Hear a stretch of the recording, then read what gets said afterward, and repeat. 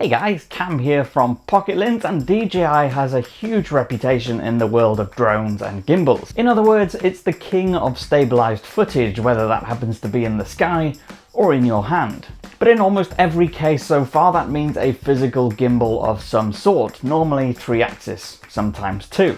It could be something quite large, like the Ronin S that you put your DSLR camera on, or something much smaller like the Osmo Pocket that we checked out at the end of last year. But what if the company could use what it's learned in the world of small miniature cameras and physical gimbals and put it into an action camera with no physical gimbal at all? That's where the Osmo Action comes in. And as you probably guessed, this is a proper GoPro competitor. Now, it's constructed in a very traditional action camera way. It's small, square, fits in your pocket, and has an outer case that lets you attach it to all manner of things, whether that be your gorilla pod, your mountain bike, or just for the hell of it, your robot vacuum cleaner.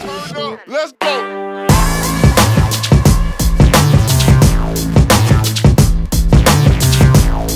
Now, the outside has a tough and textured plastic shell, and it's sealed with up to 11 meters of water resistance. What we like is the design of the battery.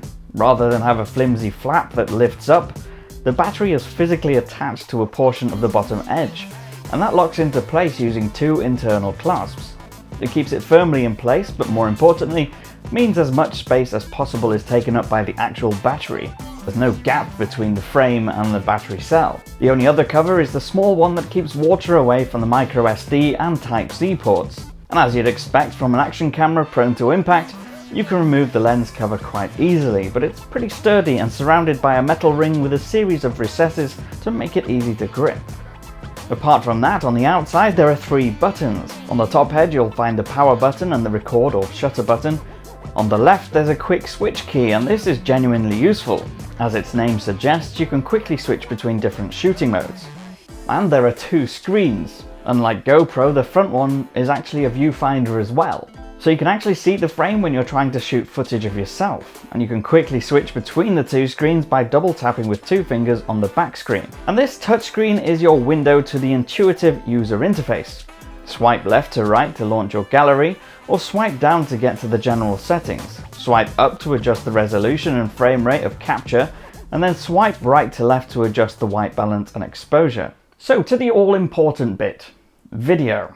Now, looking at the specs and seeing 4K at 60 frames per second or super slow-mo video at 240 frames per second at full HD resolution, this competes with the GoPro Hero 7. But what's really impressive isn't the spec list. We can kind of forget that. What's awesome is called Rocksteady. It essentially combines electronic image stabilization, or EIS, with an algorithm that DJI came up with to make really smooth footage. So in this video, I'm just walking and holding the camera in my hand. I'm not using a gimbal or anything to stabilize it, and Rocksteady is switched off. So you can see quite a lot of shakiness. It's not smooth at all. Compare it to this footage, however, again, I'm holding it completely handheld, no stabilization, with Rocksteady switched on, and it completely gets rid of all that jitteriness and makes it really smooth.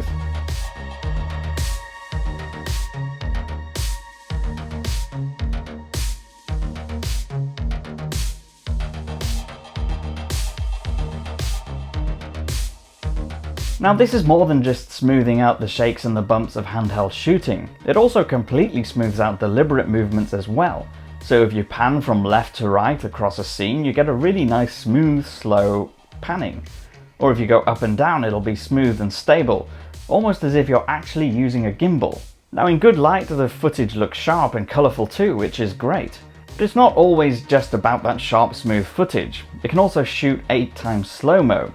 That's effectively 240 frames per second, and it can do this at 1080p or 720, giving you yet again very smooth, slow, dramatic footage. It's understandably not quite as crisp as regular 4K, and in not bright light tends to look a little bit grainy and noisy, but then you do expect poorer light capture when you're shooting so many frames so quickly.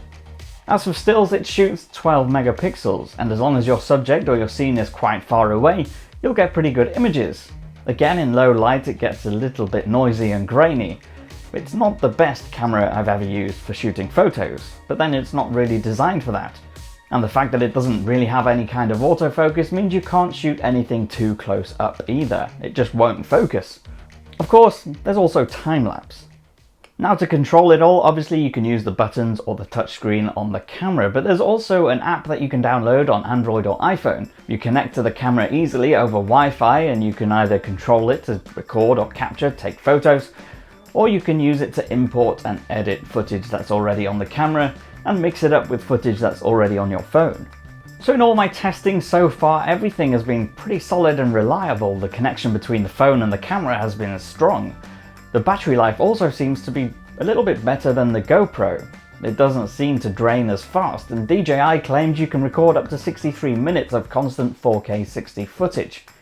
And that's pretty good going. Now if you're someone that takes short bursts of video every now and then to compile into a quick and fast edited action movie, one battery will probably do you, but I would still always advise getting spares, just in case you end up recording more than you thought you would.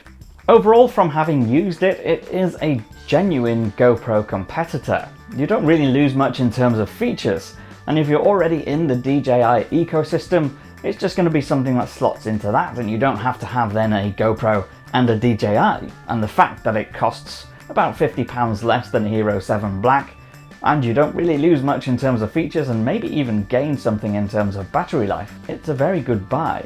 I've been Cam, I'm at Cam Bunton on Twitter. You can follow me on there, argue with me in the comments as always, and hit that thumbs up and subscribe for more videos. And don't forget to check out our podcast. There's a link in the description box below where you can click and subscribe. We upload a new episode every Friday morning, and you can enjoy us on Spotify, Apple, Google Play services, pretty much anywhere you can find podcasts, you can find ours. I'll see you again soon.